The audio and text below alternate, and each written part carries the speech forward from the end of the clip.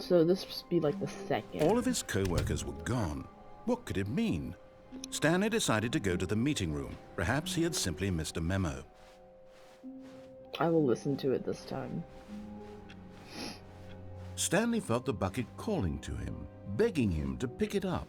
Why was he not doing it? Stanley picked up the bucket. Okay. Stanley clutched the bucket tightly to his chest and entered the door on his left.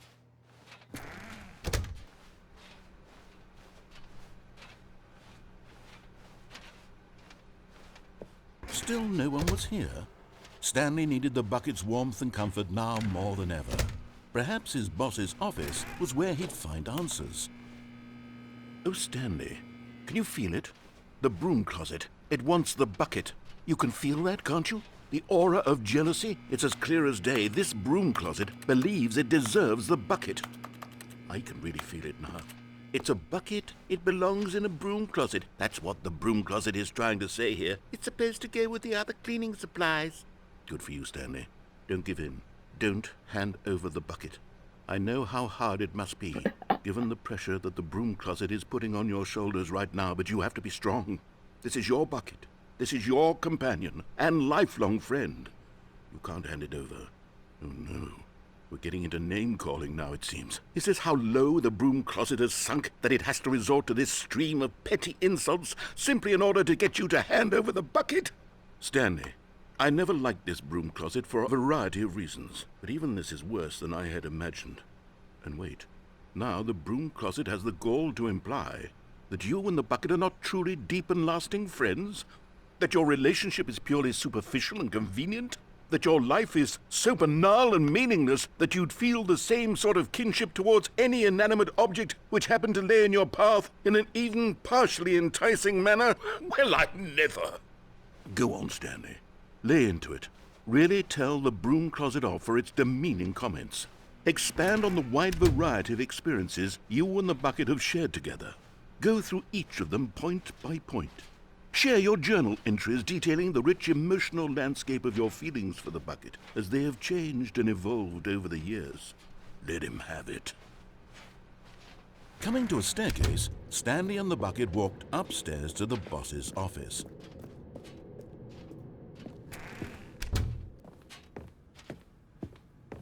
Stepping into his manager's office, Stanley was once again stunned to discover not an indication of any human life. Crushed by the weight of this revelation, Stanley may have broken down into an emotional dumpster fire if not for the soothing presence of the bucket. Even now, in his darkest of hours, did the bucket's warmth and guiding light pierce the dark cloud. But Stanley guessed the correct code by sheer luck. Was it that the bucket knew all along? Was the bucket guiding him? Yes, this is certainly the most logical explanation. You found one of them. One of the miniature Stanley figurines. Remember, no reward for collecting all of these, only the intrinsic pleasure of a job well done. You can't buy that sort of happiness, Stanley. God knows I've tried. So, I implore you to savor each and every moment you come across one of these beautiful figurines. Okay.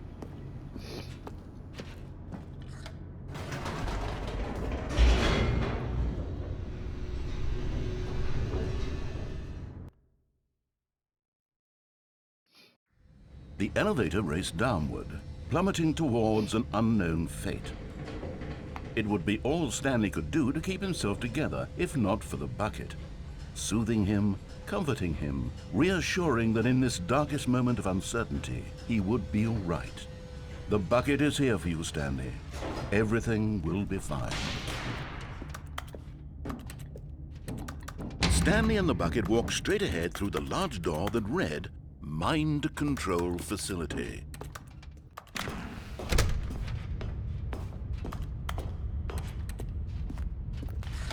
The lights rose on an enormous room packed with television screens. What horrible secret did this place hold? Stanley and the bucket both wondered to themselves.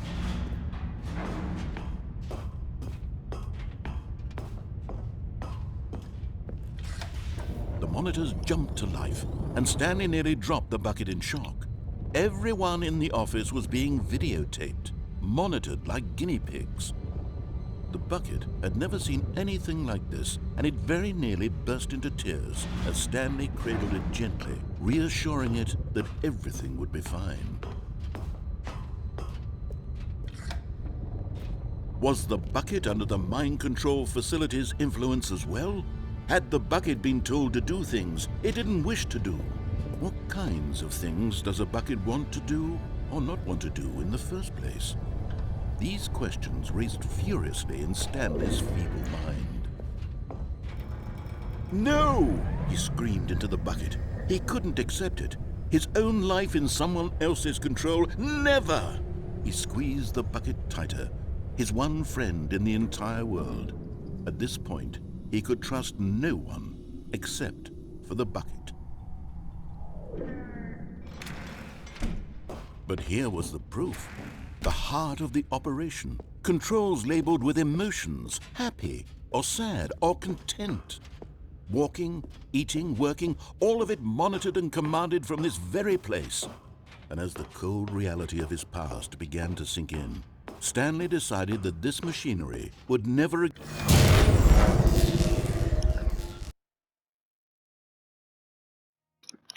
Stanley and the bucket waited in blackness. Was it over? Yes, they had done it. Stanley and the bucket had defeated their greatest and darkest enemy, freed themselves from the tyrannical grip of the evil mind control machine. Freedom was now mere moments away. Excitedly, the two of them began to discuss the kind of life they wanted to live once they stepped through this massive door. The bucket wanted to learn to roller skate. Stanley wanted to sneeze in every country on Earth. Both of them wanted to begin watching a movie, any movie, but then stop it halfway through and begin watching it in reverse from the end. True, it was a simple life they envisioned, but it was one they'd lived together, with one another to lean on, to trust, to support. What? Wait. What was happening? Why had the door stopped? Was Stanley and the bucket not about to be freed? An unbearable silence filled the room, lingering in uncertainty, until finally the truth hit Stanley square in the face. This building did not want the bucket to leave.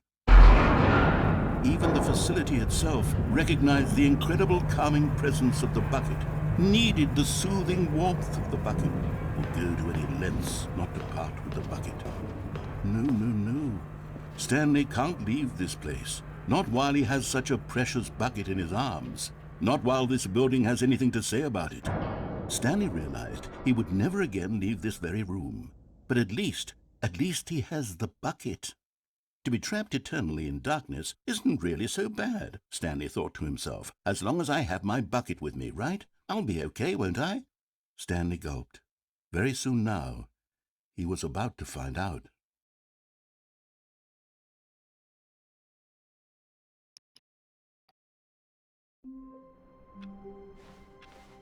All of his co-workers were gone. What could it mean? Stanley decided to go to the meeting room. Perhaps he had simply... Stanley lifted the bucket into his arms, and a wave of comfort rushed over him. Stanley clutched the bucket tightly to his chest. This was not the correct way to the meeting room, but Stanley had felt the bucket calling to him, telling him that the employee lounge was simply the place to be. And here it was. Had the bucket turned out to be correct? Was it... No, never mind. The bucket was wrong. Stanley took the door on his left to go back to the meeting room.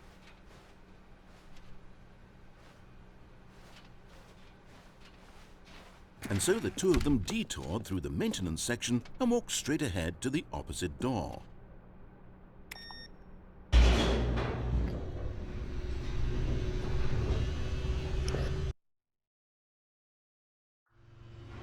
Oh, good, Stanley. I'm glad you found your way here. I knew you'd find this place eventually.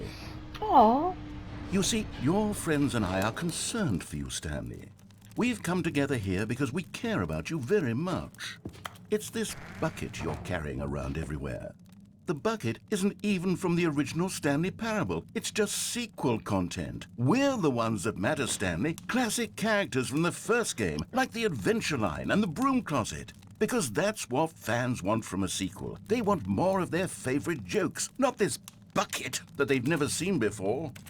Yes, I know I'm the one who gave you the bucket, but you're spending too much time with it. Don't you want another story involving the Adventure Line? We could make the Adventure Line go somewhere new. Yes, yes, that's what the fans want. Let's do it. Whee! Look at that wacky line. Who knows where it'll go off to next? Oh, and it played some silly music as well.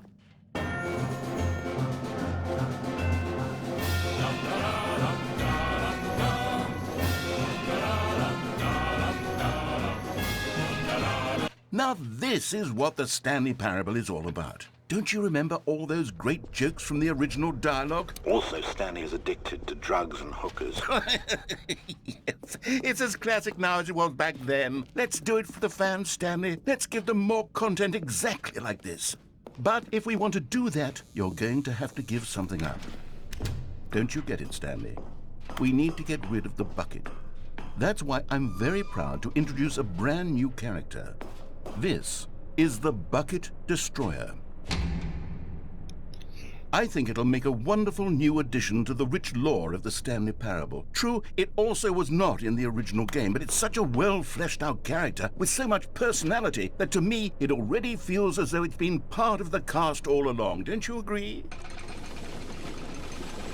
Can you guess what the Bucket Destroyer does? Surely you don't need me to spell it out for you. Go ahead now, Stanley.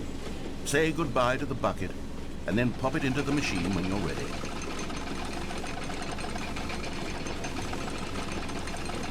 Now listen to me. It's crucial that you give it the bucket. I don't know what the Bucket Destroyer will do if it can't destroy your bucket. Destroying buckets is all it knows. That is its singular personality trait. Sure, I can hear you saying, how does a character with only one personality trait deserve to join the pantheon of beloved Stanley Parable characters? Well, you see, if you were to really explore the Bucket Destroyer, you would see that its desire to crush buckets is so densely loaded with complexity and nuance that it's really like 10 personality traits. What other object in this game can you even say that about? The Broom Closet? Certainly not. I wonder what sort of Bucket Destroyer merchandise the fans will be clamoring for after this.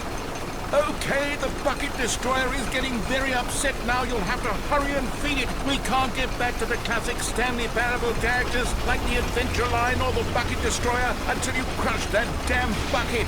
Quickly now, the fans are waiting. Do it, the fans, Stanley. Give the fans what they want. Hurry and...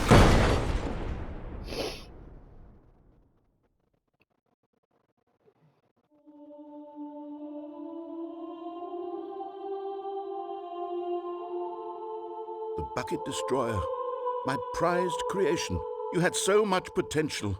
We were going to do such marvelous things with you, tell such spell-binding stories about you. All of it squandered now. Goodbye, new friend. For the moment in time that you were here, you were magnificent.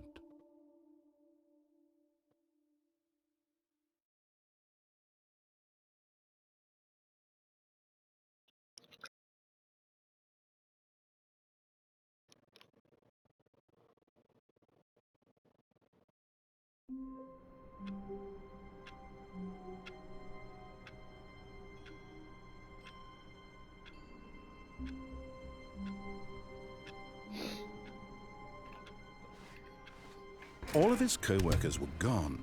What could it mean? Stanley decided to go to the meeting room. Perhaps he had simply missed a memo.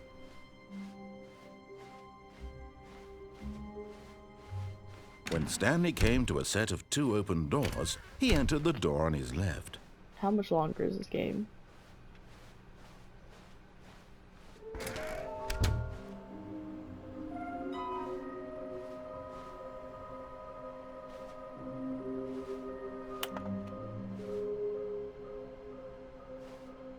Okay. Oh no, oh no, no, no, no, no, no, no, no, no, no, not again. I won't be part of this. I'm not going to be coming to a staircase. Stanley walked upstairs to his boss's office.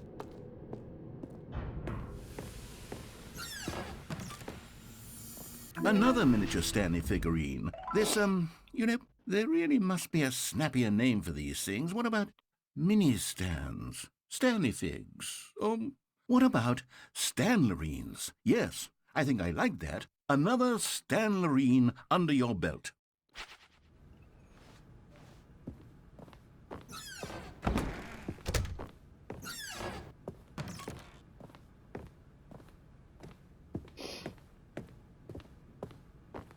Here's the door. Just go.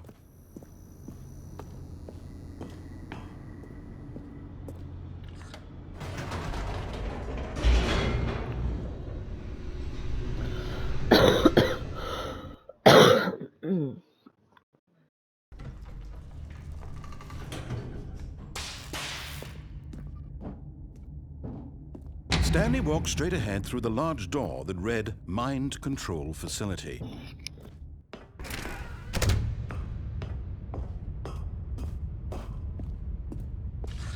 The lights rose on an enormous room packed with television screens.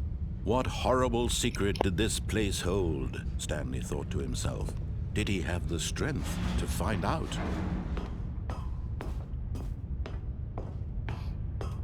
Alas. Now the monitors jumped to life, their true nature revealed. Each bore the number of an employee in the building, Stanley's co-workers. The lives of so many individuals reduced to images on a screen, and Stanley, one of them, eternally monitored in this place where freedom meant nothing. This mind control facility, it was too horrible to believe. It couldn't be true. Had Stanley really been under someone's control all this time? Was this the only reason he was happy with his boring job? That his emotions had been manipulated to accept it blindly? No, he refused to believe it. He couldn't accept it. His own life in someone else's control? Never! It was unthinkable, wasn't it? Was it even possible? Had he truly spent his entire life utterly blind to the world?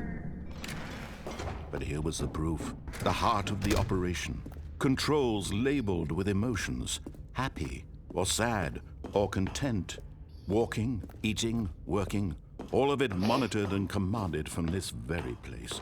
And as the cold reality of his past began to sink in, Stanley decided that this machinery... Oh, Stanley, you didn't just activate the controls, did you? After they kept you enslaved all these years, you go and you try to take control of the machine for yourself. Is that what you wanted? Control? Oh, Stanley, I applaud your effort, I really do. But you need to understand, there's only so much that machine can do. You were supposed to let it go, turn the controls off, and leave. If you want to throw my story off track, you're going to have to do much better than that. I'm afraid you don't have nearly the power you think you do. For example, and I believe you'll find this pertinent, Stanley suddenly realized he had just initiated the network's emergency detonation system. In the event that this machine is activated without proper DNA identification, nuclear detonators are said to explode, eliminating the entire complex. How long until detonation then? Let's say, 2 minutes. Now this is making things a little more fun, isn't it, Stanley? It's your time to shine. You are the star. It's your story now. Shape it to your heart's desires. Oh, this is much better than what I had in mind. What a shame we have so little time left to enjoy it. Mere moments until the bomb goes off. But what precious moments each one of them is. More time to talk about you, about me, where we're going, what all this means. I barely know where to start. What's that? You'd like to know where your co-workers are? A moment of solace before you're obliterated? All right, I'm in a good mood. You're gonna die anyway. I'll tell you exactly what happened to them. I erased them. I turned off the machine. I set you free. Of course, that was merely in this instance of the story. Sometimes when I tell it, I simply let you sit there in your office forever, pushing buttons endlessly and then dying alone. Other times, I let the office sink into the ground, swallowing everyone inside, or I let it burn to a crisp. I have to say this, though. This version of events has been rather amusing. Watching you try to make sense of everything and take back the control wrested away from you, it's quite rich. I almost hate to see it go. But I'm sure whatever I come up with on the next go-around will be even better. My goodness, only 34 seconds left. But I'm enjoying this so much. You know what? To hell with it. I'm going to put some extra time on the clock, why not? These are precious additional seconds, Stanley. Time doesn't grow on trees. Oh dear me, what's the matter, Stanley? Is it that you have no idea where you're going or what you're supposed to be doing right now? Or did you just assume when you saw that timer that something in this room was capable of turning it off? I mean, look at you. Running from button to button, screen to screen, clicking on every little thing in this room. These numbered buttons, no, these colored ones. Or maybe this big red button, or this door. Everything, anything, something here will save me. Why would you think that, Stanley? That this video game can be beaten? Won? Solved? Do you have any idea what your purpose in this place is? But you really believe there's an answer? How many times will you replay this bit, looking desperately for a solution? 10? 100? 1,000? I look forward to finding out and to watching the bomb go off each time you fail. Just you and me and the retching explosion of fire and metal over and over and over for all of eternity. And Stanley died again. And Stanley died again. And Stanley died again. Take a look at the clock, Stanley. That's 30 seconds you have left to struggle. 30 seconds until a big boom and then nothing. No ending here, just you being blown to pieces. Will you cling desperately to your frail life, or will you let it go peacefully? Another choice. Make it count, or don't. It's all the same to me, all a part of the joke. And believe me, I will be laughing at every second of your inevitable life from the moment we fade in until the moment I say, happily ever after. I think that's it. I don't know how many more endings I could get.